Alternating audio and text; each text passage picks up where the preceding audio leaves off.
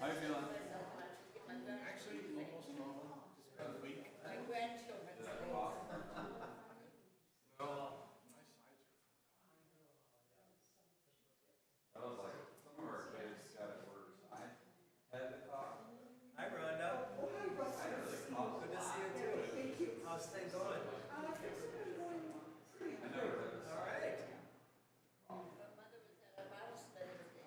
Yes, I heard. I'm thinking about it. Nothing for me yet. Will they let you go and sit? No, it's kind of the same thing.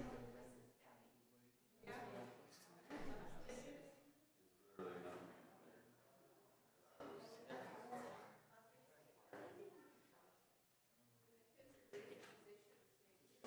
Letting in and care about it. Still for the fellowship.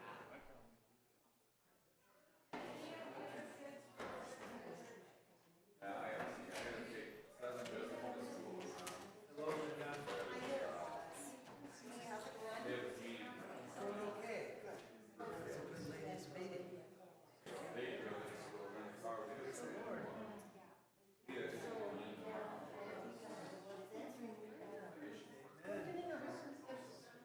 I ever have been in, and then if it gets more into the snow, then I got some problems. Yeah, I saw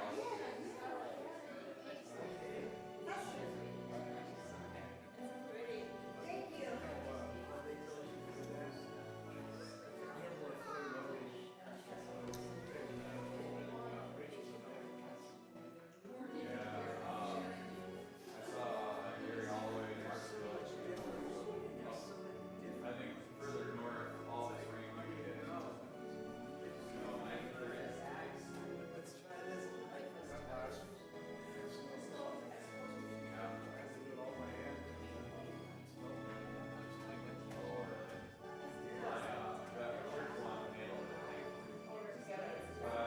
Yeah. I just don't believe rain like this. So we'll see. Let's see if we can get this school back and get the driveways. All the driveways and sidewalks blown up. So have that time to go. Hi, Larry. How you doing? I just miss it. I never know. I'm fine. Kids are still. Two of them are kind of better. One's kind of getting there. So, bye bye.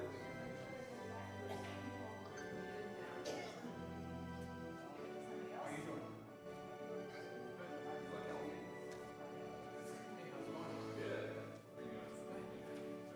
So, just briefly, I took a quick look at your test.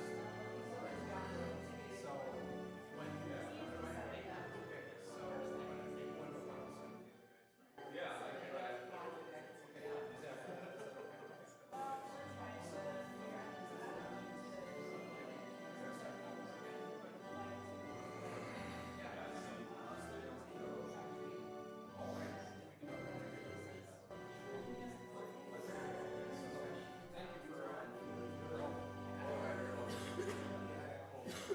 that's one of those sets of it's almost like when you're looking at your outline and you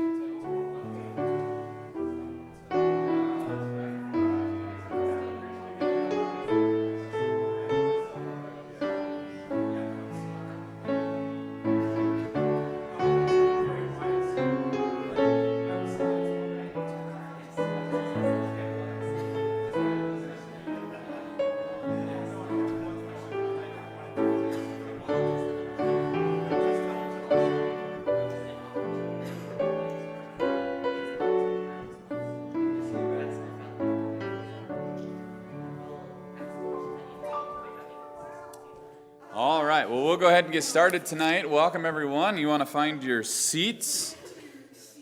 Find your seats, kiddos. We have the kids with us tonight. Since all of our college students are back home now for Christmas break, so we've got little kiddos with us. So we're going to sing. I was looking through our hymn books, and I was looking for songs in the Christmas section that I didn't know or I didn't know well. So we're going to sing, "Oh, Sing a Song of Bethlehem," which is number 219, and I'll have it up on the screen as well. But if you want the music, you may want to turn to 219. 1 Timothy 3:16 is a great verse to go along with this, because the first verse of this song is Christmas themed, but then it really goes through Jesus' life in Nazareth. We're going to sing the song of Bethlehem, and then of Nazareth, and then of Galilee, and finally of Calvary. And so encapsulated in all that is the mystery of godliness that Paul talks about. And this is one of those verses where I feel like I could think about this verse for probably the next 20 years and still not really fully grasp what Paul is talking about here. But there is a mystery of godliness. How you become godly is based off of both the truth of the word and the ministry of Jesus Christ. And here are the things, the truths, the doctrines that Paul includes in this mystery about Jesus. He was manifested in the flesh, and that's the season of Christmas that we're celebrating. Vindicated by the Spirit. How is Jesus vindicated by the Spirit? He was raised from the grave. He was seen by angels, proclaimed among the nations, believed on in the world, and taken up in glory. Somehow, some way, both the ministry of Christ in those deeds and the doctrines they represent form what Paul calls the mystery of godliness. And that's just one of those, well, I'll meditate on that for a while kind of verses. But it prepares our hearts well to think about the totality of the ministry of Jesus Christ, not just his coming to earth in the incarnation, but all the way to Calvary. We're going to sing about that in "Oh, Sing a Song of Bethlehem," number 219. Sing together with me, if you will.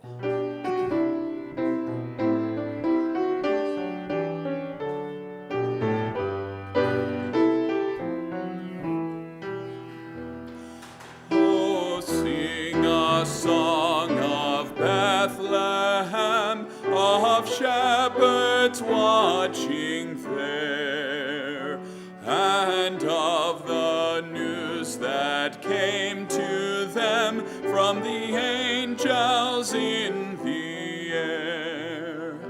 The light had shone on Bethlehem, fills all the world today, of Jesus' birth and peace on earth, the angels sing always. Sing a song of Nazareth. Oh, sing a song of Nazareth, of sunny days of joy. Oh, sing of fragrant flowers' breath, and of the sinless boy. For now the flowers Nazareth in their heart may grow. Now spreads the fame of his dear name on all the winds that blow. Sing a song of Galilee. Oh, sing a song of Galilee, of lake and woods and hill, of him who walked upon the sea and bade the waves be still. For though like waves on Galilee, dark seas roll, now spreads the Master's word, falls peace upon the soul. And all of it led to Calvary. Oh, sing a song of Calvary, its glory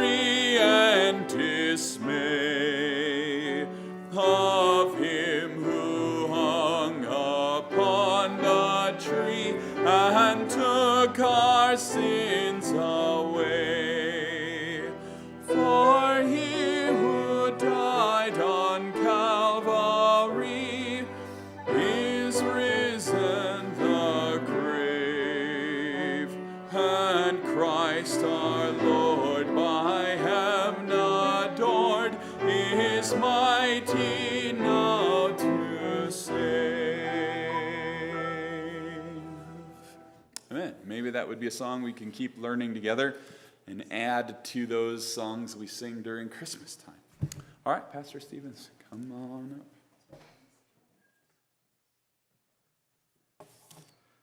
Okay, I hope we can finish our slides tonight. We are in the Temple Mount, or will be very soon, Lord willing.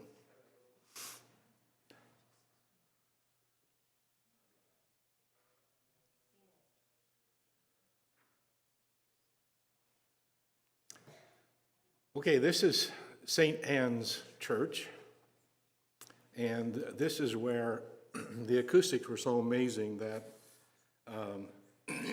excuse me, still a little hoarse. A little short of breath. I've been breathing all day, so thank you. This is where groups customarily get together and sing because the acoustics are so amazing. You can't very well see them. This is a Japanese group, I believe, that were there before us, and then we got up next, and we sang one other hymn, and then we sang Amazing Grace, and the Japanese group was sitting in the back watching us, and they joined in Japanese, and so that was so awesome. The acoustics were so good that I think it made me even sound good. She just laughs when I say that. You can see a little bit about what the ceiling was like, and that is a Crusader stained glass window, I believe. So that's pretty old. And this is, they're still doing some excavation underneath the Temple Mount.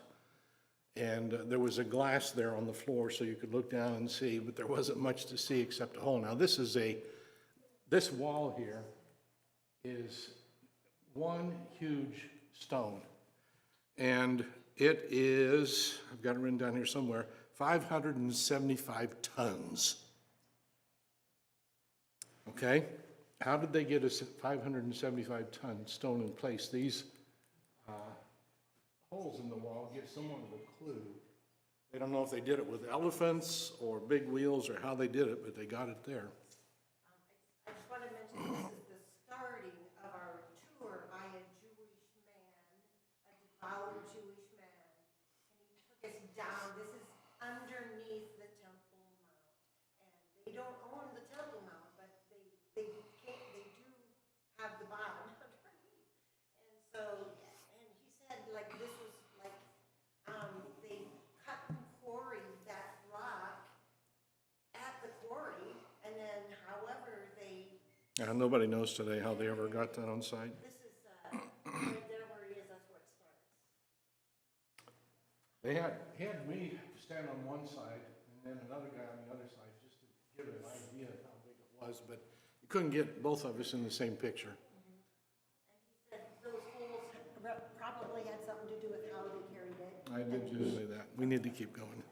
575-ton stone. Again, some of the clues about how they might have gotten it there. This is more stores underneath the old uncovered stores.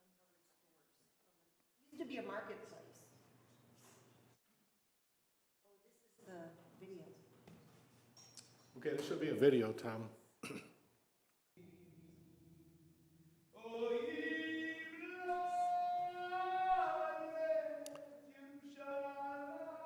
That's our Jewish guide.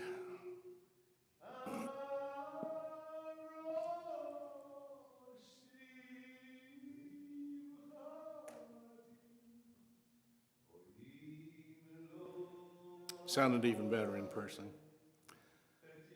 I've always wondered what it sounded like to hear Jews singing the Psalms. Maybe we'll find out someday.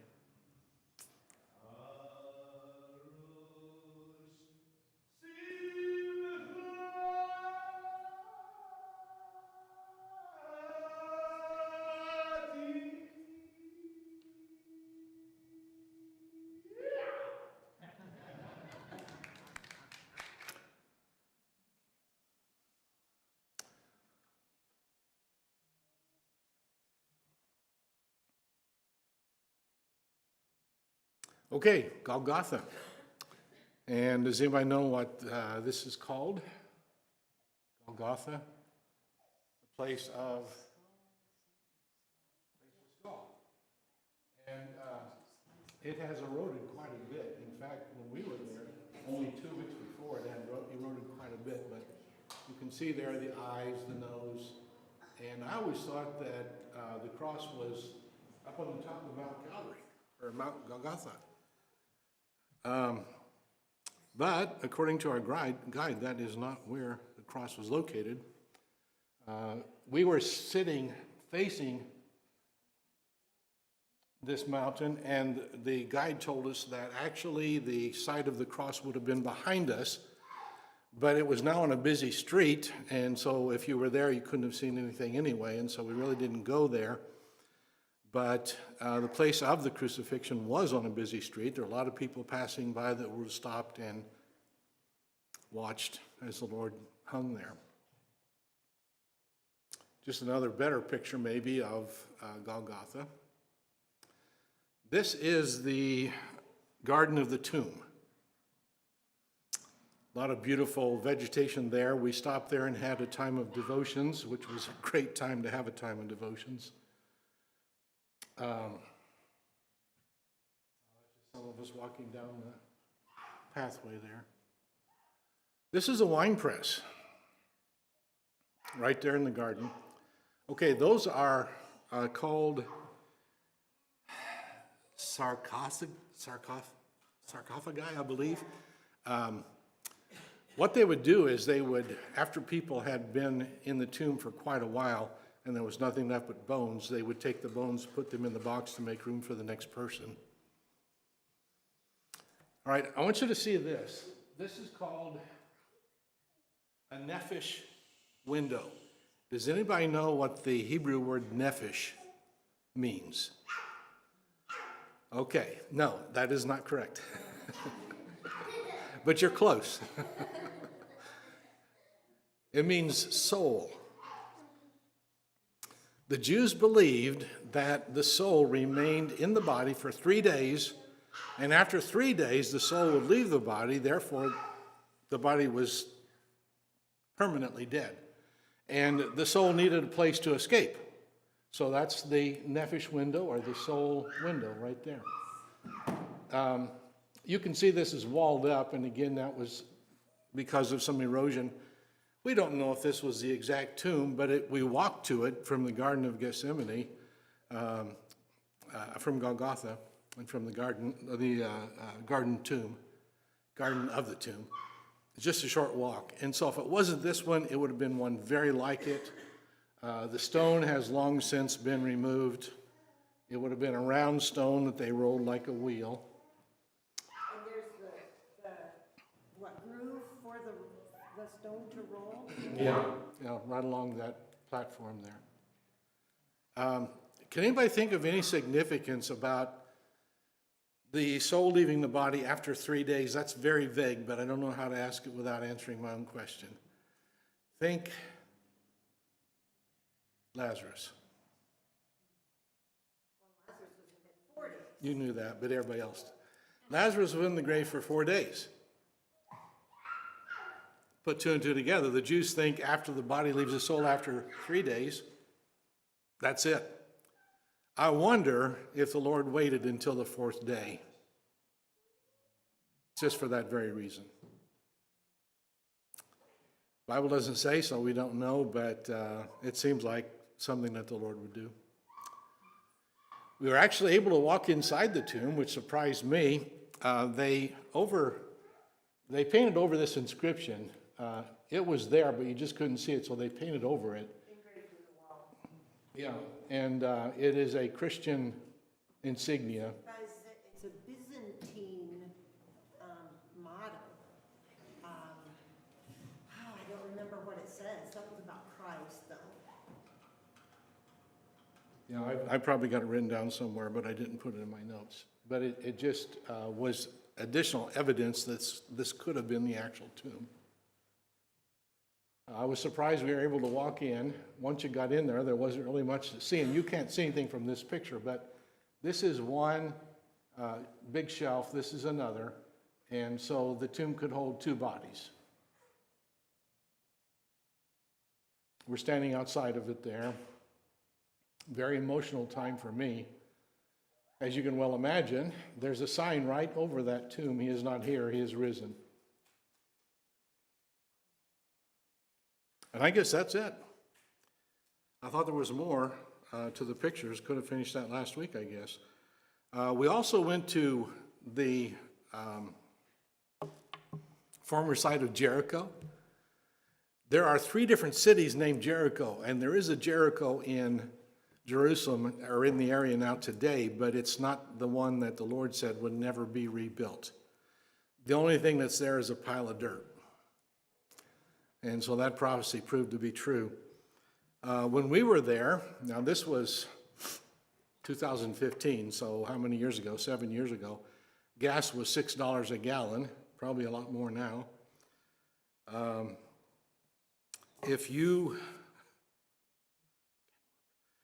We also visit a place called the Jewish Institute. And Andrea, I'm going to ask you to mention what you mentioned today to the ladies. When we were there, this institute is run by Levites. And what they have done, this particular institute, what they have done is they have gone and collected everything they could, according to the description in Ezekiel, about what the millennial temple will be like. When we were there, they had everything, except they had not figured out yet how to construct the candelabra out of one piece of solid beaten gold. And you just heard recently. Well, that was Anita that had heard that they had done it. When Jimmy DeYoung used to have an update on Israel on Friday, but now somebody else does it. But that is, menorah is made out of one piece of silver, and the red heifers are there. Yes. The rancher in Texas, I think, that raised the red heifers. And then the harps that they use, there's one person that knows how to make those, and he's made enough for however many priests they need these harps for. So they've got everything as far as they can tell. They've got the priest's garments, the red heifers for the ashes of the red heifer, all of the building materials ready to go. Will that be what the Lord will use? Who knows? But isn't it interesting that these Levites are taking it upon themselves to prepare? Of course, it's Old Testament. The sad part about it was these Levite Jews were not saved. There's all different kinds of sects of Jews there. I think I mentioned one time that one sect, I don't remember what it's called, believe that the Messiah will come from a man.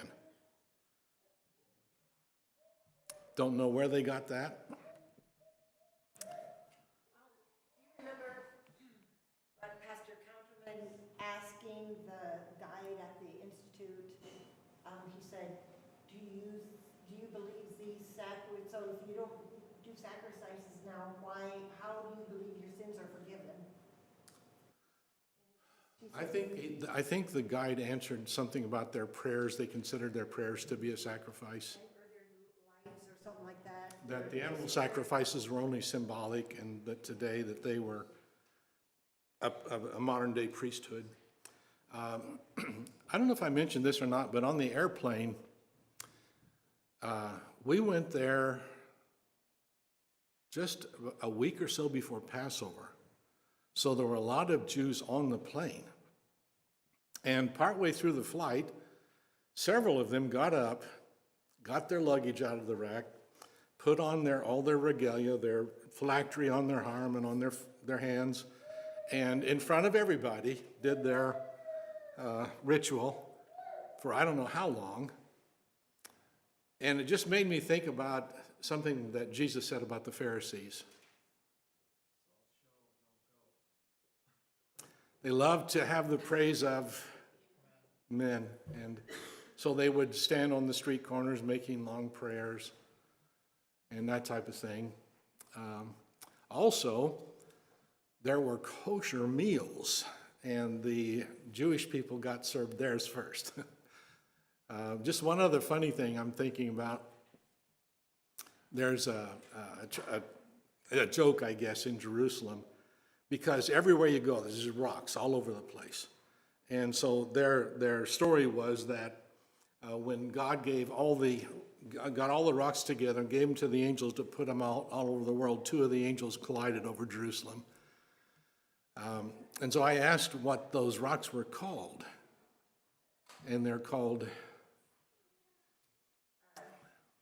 Jewish stones, I believe.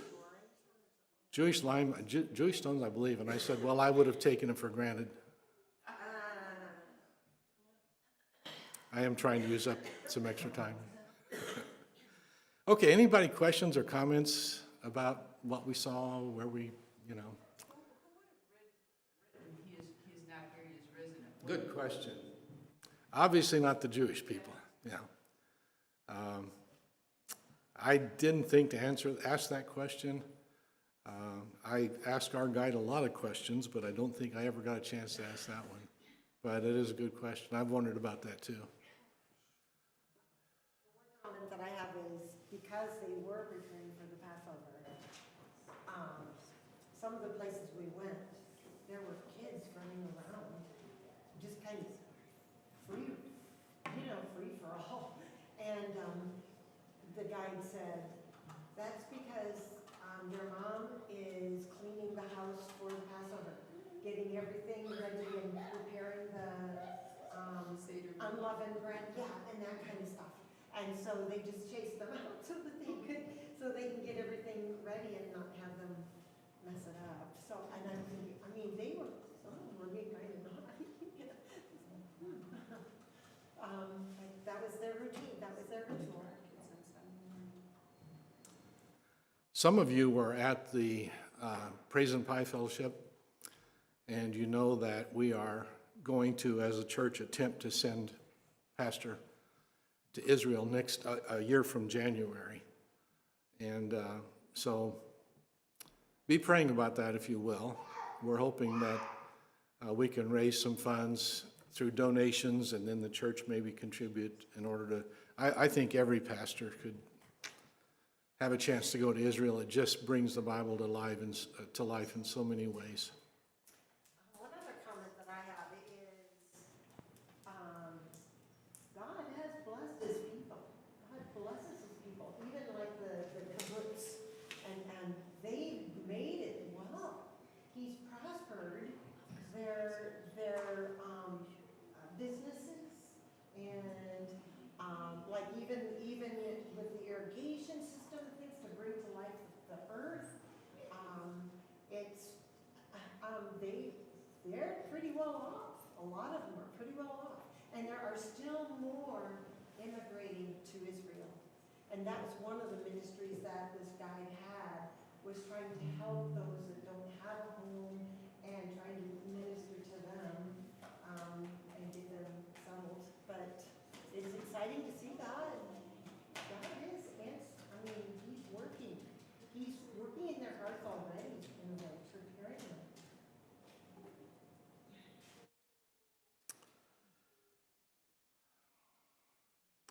Okay, my phone is just now telling me to run for office. I had a prayer request up and that kind of bounced. Any other questions? It was just a fascinating opportunity. I think it'd be wonderful if Sharon could go along with him. It's not cheap, but if anybody wanted to join, they could. You say, well, I can't afford it, sell your car. I do have one more comment, if you don't mind. When we went to most of the Bible-believing churches in Israel are kind of charismatic. They're like, Jim, did you explain about what church that we went to? I don't remember. I think I did. Of course, they have church on Saturday because their workday starts on Sunday. They still observe the Sabbath. And so our guide took us to the church where he attends. You can't go to Jerusalem and look around and find a whole bunch of fundamental churches to go to and find one that makes you feel right at home. This one was very orthodox doctrinally. Their music, not so much. Praise team and the, microphones and the whole work, but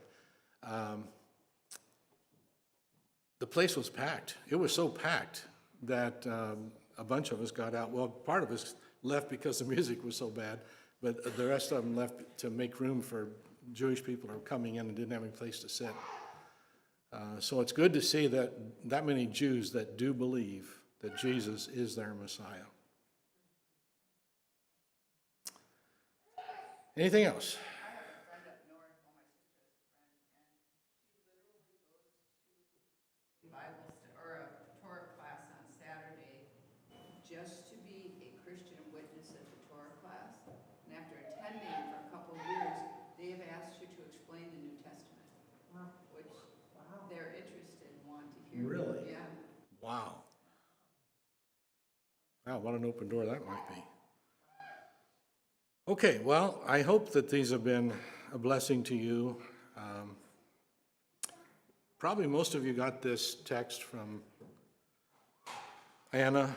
Please pray for our old neighbor, the Ament family, Roxanne. We've been praying for her for the last couple of weeks. She died at 1 a.m. this morning, just a few years older than Anna. Her passing was peaceful. She leaves behind her husband of 25 years, Mike, and 2 children. One is a freshman in college, the other a senior in high school. They're all believers. Her mom, who is widowed, also lives with them, so keep her in your prayers. Basically, that's it. So remember Roxanne's family. And then Mary Ellen's mother, Shelley Roth, had her foot surgery today. And as far as I know, everything went well, but then it's going to take, what'd she say, 6 weeks or more to heal. So I know that they would appreciate our prayers. I've been asking you to pray for our son Jimmy. He's still struggling health-wise, but his boss, they thought, had a mini stroke. And his boss has been trying to come in and announce to the shop that Jimmy is going to be the shop manager, and hasn't been able to do that, and so he's planning on doing it over a phone conversation tomorrow. And I mentioned how that complicates things for our son Jim, because not only will he be doing the manager work, he also does his usual fabricating work, and it's starting to pile up on him because he can only work 4 or 5 hours a day. So would you pray for Jim? And to complicate matters, his health insurance doesn't want to cover his treatments, which have been very helpful to him in the past. Also, his mother-in-law, Kathy Beam, has been diagnosed with cirrhosis of the liver, and it doesn't look good for her. And evidently, there's nothing you can do about that. So that's Kathy Beam, B-E-A-M, if you would remember to pray for those things. Anything anybody else has tonight for prayer?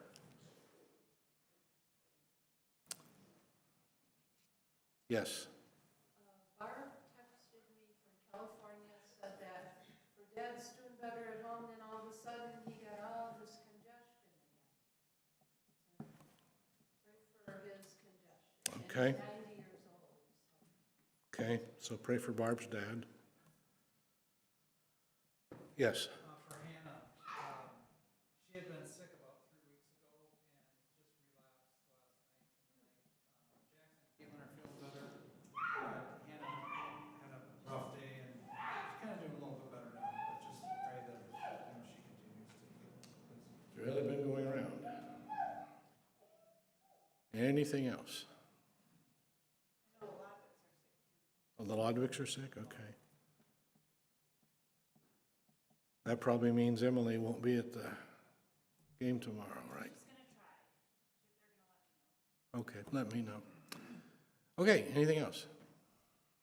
My mom's coming this Sunday, and she'll be staying with us for 2 weeks. I have to take care of her. She's 98. It's a big change in our house. What was that? It's going to be a big change for our house.